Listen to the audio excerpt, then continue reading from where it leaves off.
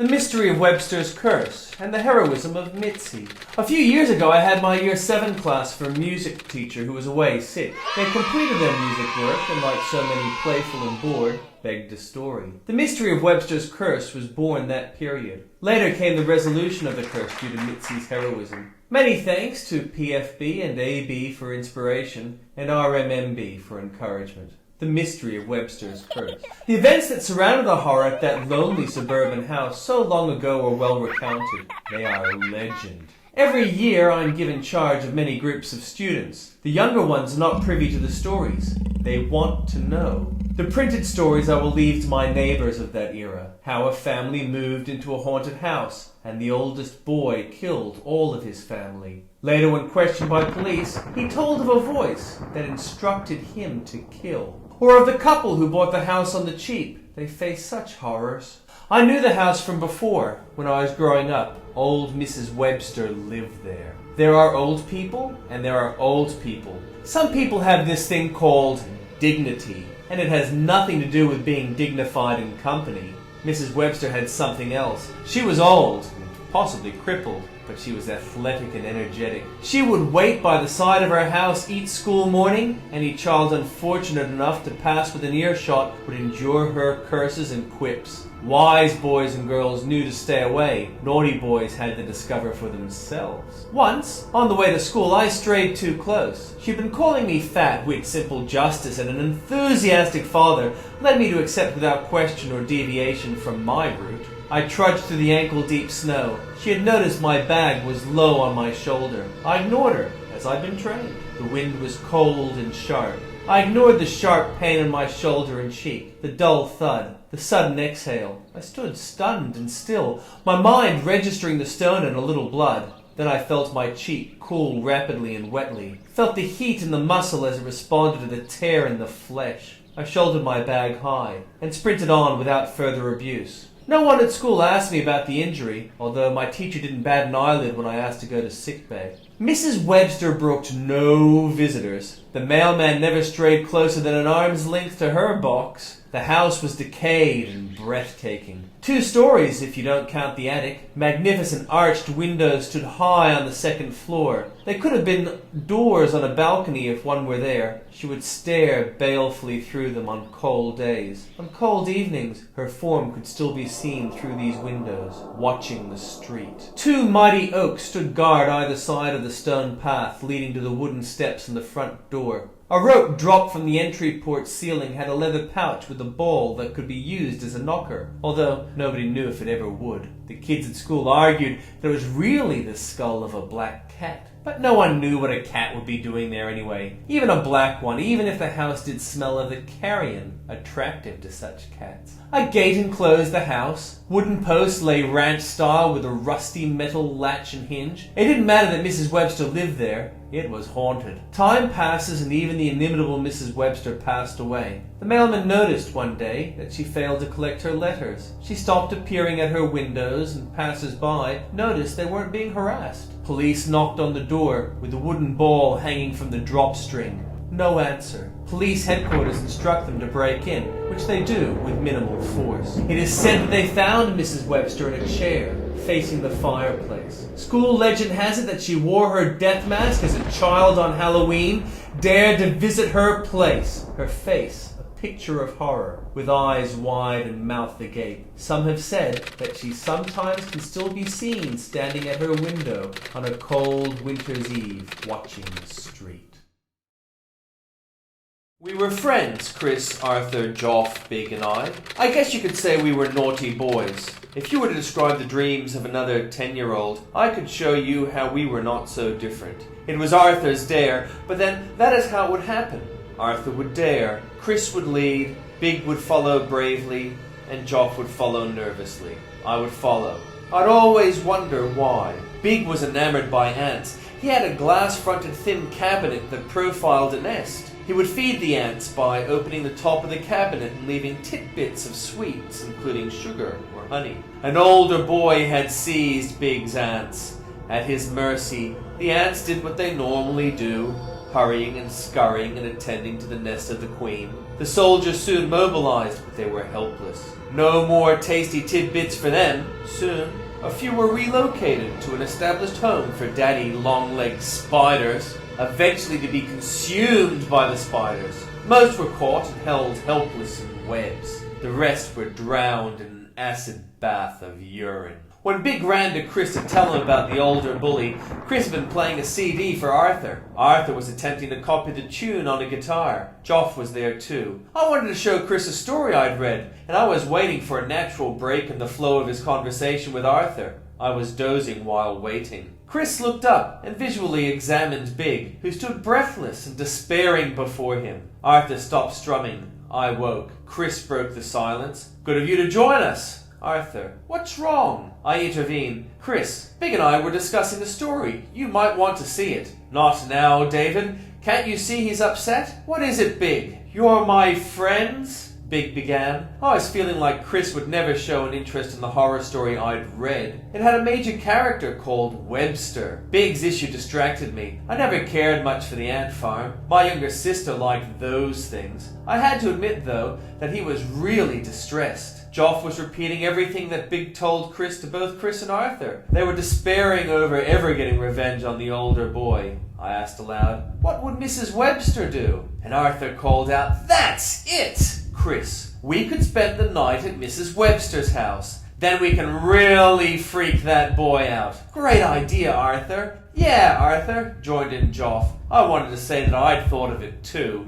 Chris gave instructions for us to invite each other over to his place for the evening. He would tell his parents that he was going to Arthur's house. We'd take our sleeping things and meet at Webster's old house. It had never been sold or leased since she had passed away that summer. Now it was high winter. She even had an old fireplace. We could roast marshmallows. The marshmallow image caught my imagination in ways that facing down an older boy didn't. My mum was happy for me to stay at Chris's place. His parents had a holiday place and she wanted access. She made sure I packed everything, like a toothbrush. I tried to explain to her that we weren't having that kind of a party, but I didn't want to alert her to what her greed had hidden. I also threw in the bag a neat flashlight I used to read under the covers, and a mirror I often used to examine myself. Sister helped me by distracting Mum with her helplessness. Mom, she cried, I'm thirsty. We met outside the gate. I was beginning to think that Big would never show at all, but we waited for him, as friends do. We were all shivering when he reached the gate. Joff had been staring at the windows, routinely claiming to see something. We kept pointing out the birds of winter that flew among the trees. It hadn't occurred to any of us that birds don't stay around frozen houses in winter, but then we still had some growing up to do. The gate creaked as it opened wide. In its disrepair, it had fallen forward slightly, and that made it easier to open, as we didn't have to push back the newly laid trackless snow. It was ankle high. The day's sun had left it crunchy on top, powdered below, so that the crunch of our steps and the creak of the gate announced our presence here to the world and made us jumpy. Chris was the first to the door.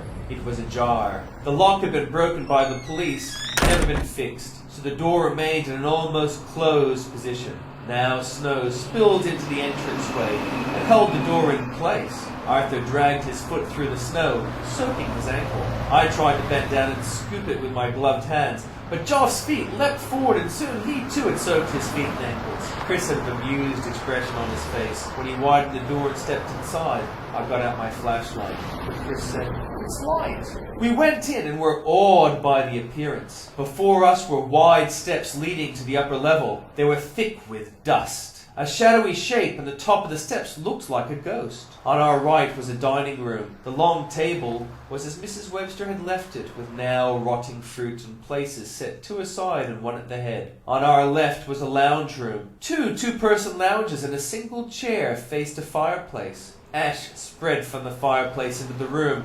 The poker was lying next to the place, and a small fence protecting the place had been pushed aside. Lighting was provided courtesy of the candles in the room. 2 large wax candles were placed towards the middle ends of the table. In the living room were lit kerosene lamps placed along each wall. I said, I don't like this. I want to go home. It seems quite strange, echoed Joff. We stay, said Chris. We don't want to have our lives run by an older bully boy. I was thinking of saying that we weren't bullies, and so correcting his sentence, when Arthur said, I think I heard something upstairs. Arthur was up the steps in a shot. Chris followed. Joff was wondering aloud where Big had gone. Come on, I said, brandishing my flashlight. The steps were dusty, except where my friends had left their prints. At the top was a ghostly image. It was created by the outside lamps on the street shining through the uncurtained windows. Look, I called, pointing at the image. It looked for a moment as if it had a mouth that moved. That was an effect created by a bird outside, flying between the window and the street lamps. Wow! Shot back Arthur. He was walking to the far side of the room, which, in its time, might have been a ballroom. I think our plan, if we were to have had one, might have been to find the bedroom and hunker down for the evening, or to take the bedclothes to a fireplace and light some wood. It was a thin, reedy, but loud and inhuman scream that came from the cat that Arthur had stepped on.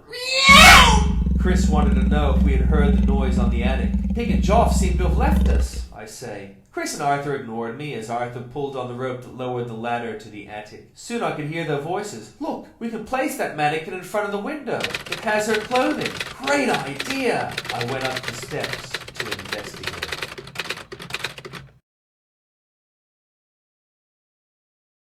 It was dark, so I turned on my flashlight. Chris was staring at the mannequin. It had makeup on its face and wore her clothes. Movement above me came from bats. I never believed those old stories of bats and belfries, but now I was witness. I couldn't see Arthur, so I turned to Chris. Everyone's gone, and I don't like this place. He smiled, calmly, beatifically. Let's go to my home, I said. You won't have to get into trouble. I can sneak you in without my folks noticing. Chris smiled at me calmly, and then he did something I'd swear I'd never seen anyone do. His elbows and knees kind of bent backwards. His shirt buttons popped on the front, and 4 enormous spider legs pulled the fabric aside, exposing an abdomen. All this time, he was smiling calmly. Behind me, I began to hear laughter. It was coming from the mannequin. It was low and long and cruel, like not a giggling. The laugh would start small and crescendo, louder and louder each time. Fear is not just a feeling. Fear is a part of the body. Fear causes one to flinch. Its oppression causes thinking to freeze. I stared at the spider that had Chris's face. At first I was dumb, and then I began to babble. Don't hurt me, please. My parents are poor. They need me to get a good education, and I can work in their old age. Chris' spider was in attack range. A spider needs all 8 legs to walk. When it is in attack range, it rears onto its back 6 legs. This exposes the mandibles, which are its teeth. I could see that Chris's rear spinnerets were silking the ladder. Doubting that I was doing the right thing, I leapt forward, avoiding the mandibles and pushing past the legs. I dove headfirst down the ladder, grabbing a rung on the way down. This caused me to swing rather than to fall, and my shins collected the entrance to the attic, causing me to let go of the rung and hurtle head first to the floor. My shoulder collected a rung and spun my body around so that I landed on my feet. Thin, reedy wail of sound came from the cat, which had softened my fall, and now raced towards its hidey hole. My leg was hurt, and I scrambled towards the steps to the front porch, past the living and dining rooms, but the door was shut and locked. The dining room had seemed different. I looked in. 4 elderly men with long beards were seated at the dinner places. I recognized one. I'd known Arthur was Japanese. I'd never noticed it, though, because Arthur was one of us. This old man was Japanese, and he was Arthur. And now that I was alerted to this, I looked more closely at the head of the table. It was Chris. Chris was smiling gently and invited me to join them for dinner. I backed away into the living room. Joffman said, "Come join us. It is the only way to free us of the curse." The body of a spider is smooth and soft.